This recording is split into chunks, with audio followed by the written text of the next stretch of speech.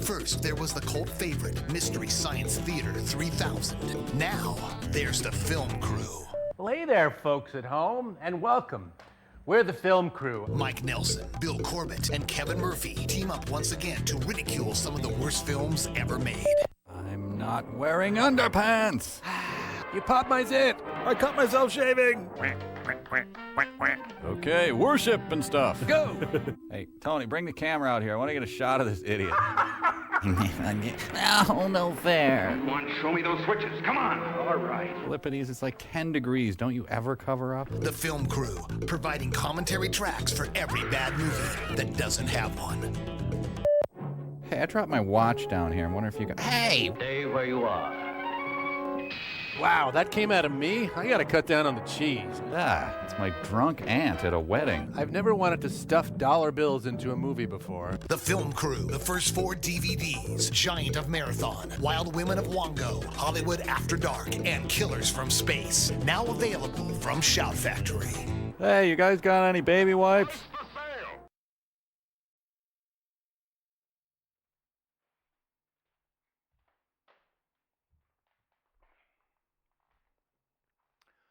Sonnet for lunch.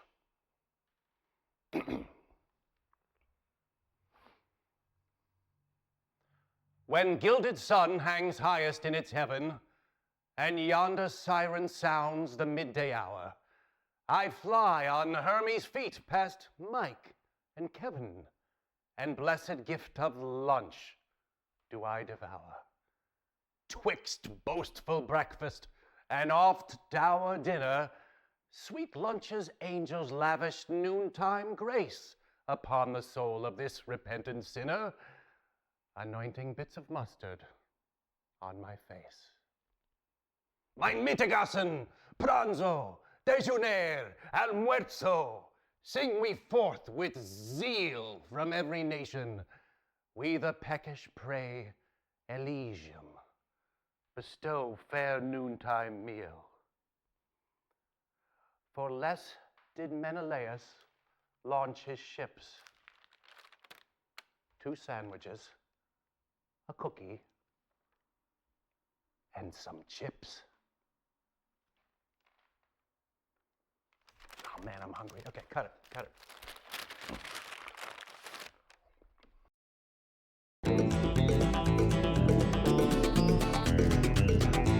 Hi, Kevin Murphy here from the Film Crew. Hope you're enjoying our feature, Killers from Space. Say, here's a little tidbit of Hollywood backlot trivia for you. Take a look at this scene.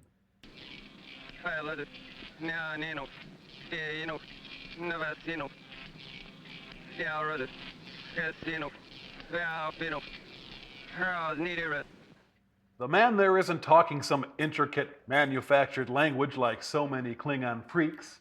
No, in fact, this is a fine example of a technique called backward masking. Now we'll play the scene backwards and take a listen. The readings are 25, 26 to the right, 27, 28, 29 to the left. The role was played by disgruntled bit part actor Daryl Swain, somewhat of a prima donna, and in fact he'd been in a bitter fight with Peter Graves immediately before this scene was shot. There were several outtakes, and we've collected them here.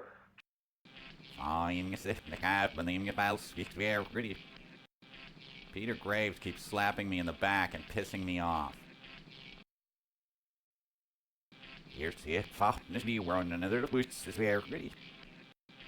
Peter Graves is stupider than a Norwegian puff pastry. This costume is bunching my balls like a son of a bitch.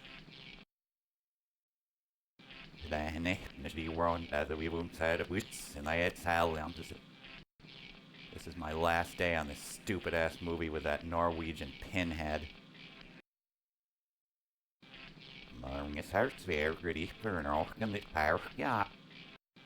I crapped in the corner of Peter Graves' dressing room.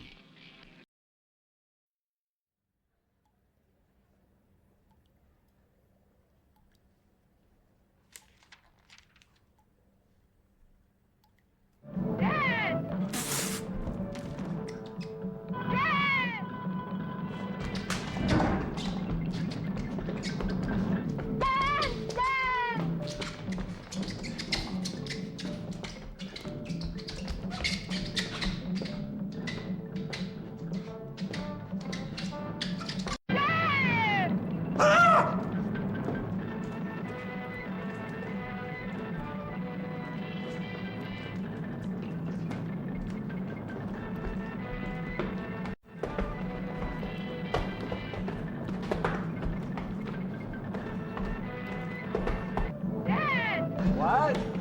Why? Dad! Just do it! Dad! Ah.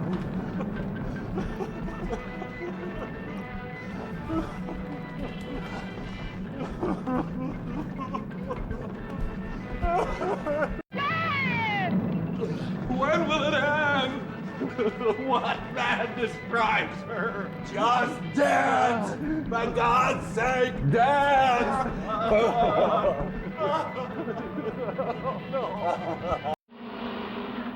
So be it!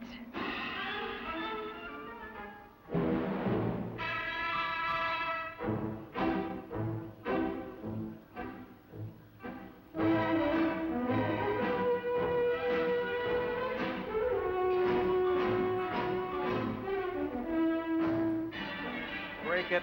Wait. Hold on. I can get this. Just.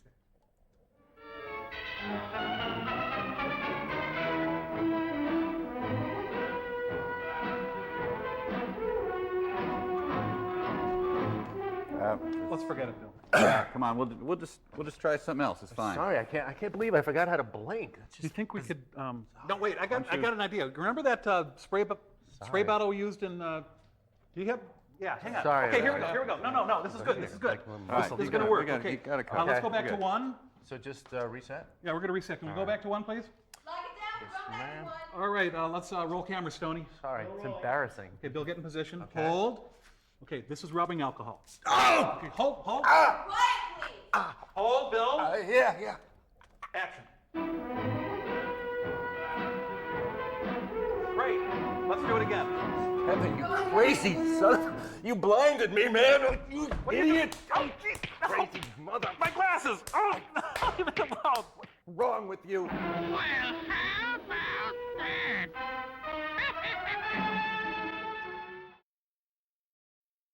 Hey, hi everyone. My name is Walter S. Ferguson, and I'm a retired electrician living outside Lansing, Michigan.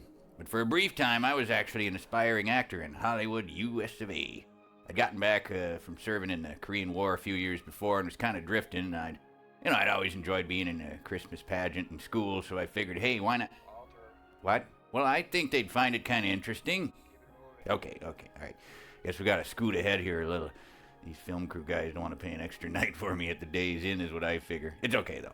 Anyways, I was in this here movie Giant Marathon as an extra.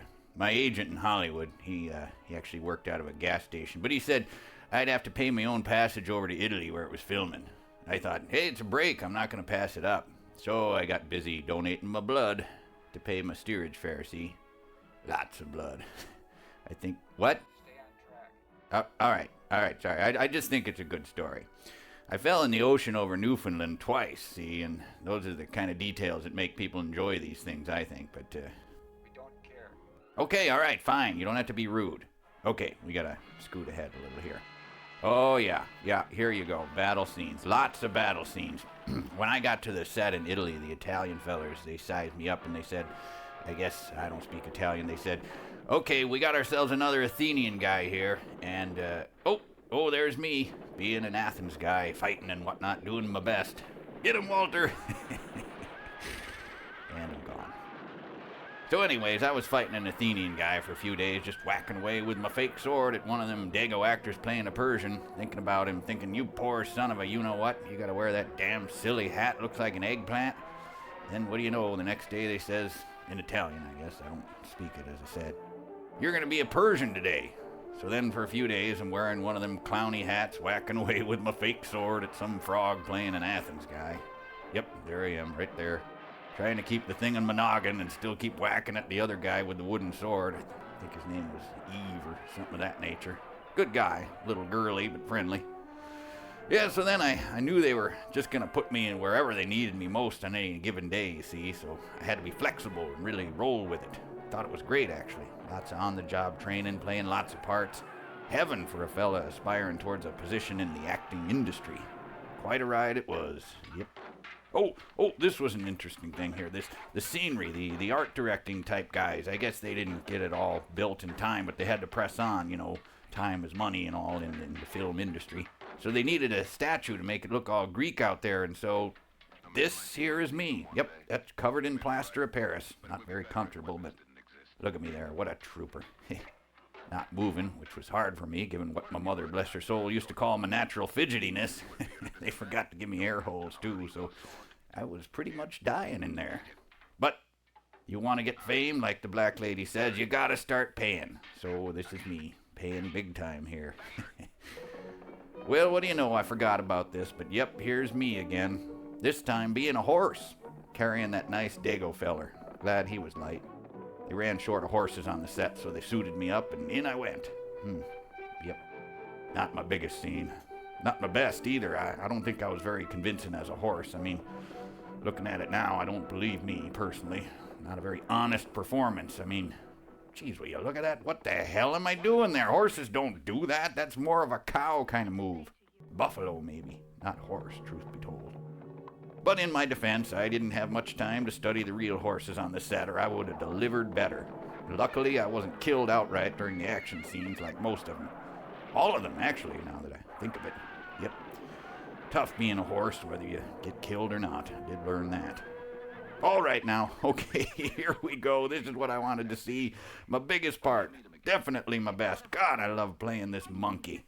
Great little guy. Loved bringing him to life. What a character. Personally, I think I stole this scene away from those nice Italian fellers right there with me. Even the guy playing the prostitute lady, and he was no slouch. Wow, look at me. My best acting in the film. Looks like I'm ready to let loose with a nice handful of my own you-know-what. That's what I was thinking about, actor preparation. I was thinking here, looking at that villain guy, I was thinking, you so-and-so, you treat my nice lady who owns me like that, I ought to give you a face full of my damn poo. Sorry, can I say poo here? Yeah, maybe my best acting ever. I was thinking of doing more with the character, maybe touring as him in a kind of one-man show, but never got around to it. Still have the costume. Who knows? Maybe one day. I'd love to be Binky again. That's what I named him, Binky. Anyway, good memories. Oh yeah, this memory, maybe not as good. Yeah, I remember this. Tough shoot day. Yep. They had me playing this here. You can see me if you look closely. Yep. Here I am, reduced to playing a small section of earth.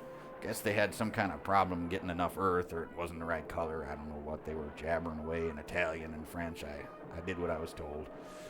And this was after playing Binky, the great monkey part that I played, so I don't mind saying it was a professional letdown.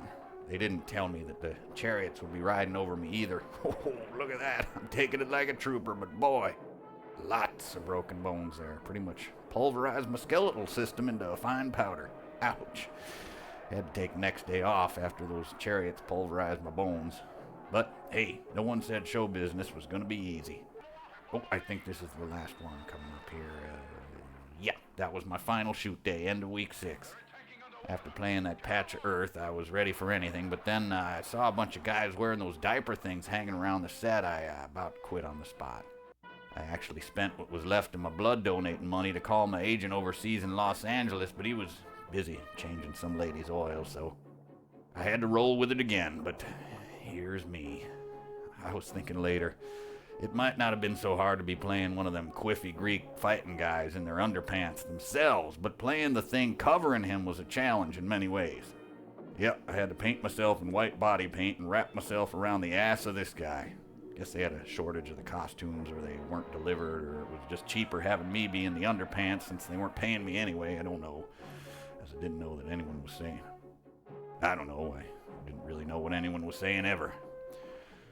Ooh, yeah, close work, very close, and hot. Let me tell you, temperature-wise, that's all I mean. And wow, close. Look at that, would you? I learned a lot as an actor, and about bodies, the bodies of men. A learning experience, that's what I chalked it up to. And my back and stomach muscles got very strong from keeping myself wrapped around that feller's ass for so many hours at a time. Challenging work. Anyway, that's a little taste of my time as an actor on this here giant marathon. This is Walter S. Ferguson, and I've enjoyed my time with you. Before I go, let me tell you quick about coming over on the boat. I was in steerage, see, so... Hello, I'm Mike Nelson. By now, you probably witnessed me, shortly after viewing the film Giant of Marathon, insult the dignity and integrity of ancient Persians. For this, I offer my sincere and unqualified apology. I have come to realize that ancient Persians were a brave, noble, and magnificent people who have gifted the human race beyond measure. That I so cavalierly slandered them brings great shame upon me, and I beg your forgiveness, though I realize I have not in any way earned it. Though it in no way excuses my shocking behavior, the only thing I can say in my defense is that I may have arrived at my erroneous conclusion concerning ancient Persians because they were depicted on film almost entirely by Italians. Because Italians as a people are such a slovenly and undignified lot, I, again completely erroneously, projected their enormous shortcomings onto the ancient Persians. That I did so Mike, is no! a horrible... What? What? Apology? You said apologize. Well, I'm apologizing. Hello, Mike Nelson again. As you may have seen in my sincere but misguided attempt at apologizing to ancient Persians, I inadvertently, but no less egregiously, insulted the Italian people. That I have done so fills me with great shame, and I unreservedly apologize to all people, and especially Italians or people of Italian descent. The dignity, kindness, and cultural richness of the Italian people is nearly boundless, and their contributions to mankind are staggering, especially if one were to compare them to that helpless shipwreck of humanity known as Norwegians. In such a sharply unfair comparison, one is able to distinguish even more clearly the wonderful... Oh, God! Oh, my back. Hello, I'm Mike Nelson. I hope you enjoyed... Shut him up! I hope you enjoyed my little jokes wherein I pretended to slander certain peoples. However, if you were offended by anything I said, I am truly sorry. You see, sometimes I do really stupid things that make the film crew look really, really bad. Shut up. And I promise I won't do them anymore ever again. I won't even mention the names Basque, ancient Persians, Italians, or Norwegians again, will I? Shut up. There. That's all over and done with, and no lawsuits have been filed, right? Have you ever spent time with a Norwegian? They smell like fish. Their hats are What's wrong with you, anyway?